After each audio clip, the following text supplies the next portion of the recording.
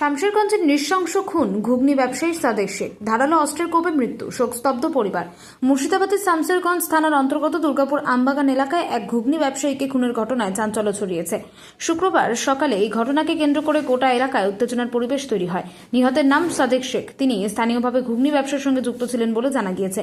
স্থানীয় সূত্রে খবর, শুক্রবার হঠাৎই এলাকার এক যুবক ধারালো অস্ত্র দিয়ে সাদেক শেখের ওপর হামলা চালায়। অভিযোগ, ওই যুবক সাদেক শেখের গলায় একাধিক কোপ মারে। রক্তাক্ত অবস্থায় তিনি মাটিতে লুটিয়ে পড়ে। ঘটনাস্থলে তার মৃত্যু হয়েছে বলে প্রাথমিকভাবে জানা যায়। ঘটনায় আকস্মিকভাবে হতবাক হয়ে পড়েন স্থানীয় বাসিন্দারা। খবর ছড়িয়ে পড়তে দুর্গাপুর আমবাগান এলাকায় ভিড় জমাতে শুরু করেন শতাধিক মানুষ।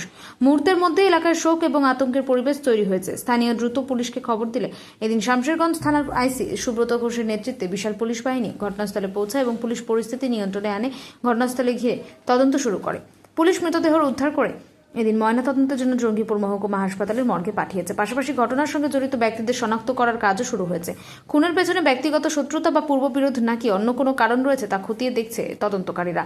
ঘটনার প্রত্যক্ষদর্শীদের সঙ্গে কথা বলার পাশাপাশি আশেপাশের বিভিন্ন সূত্র মারফত তথ্য সংগ্রহ করা হচ্ছে।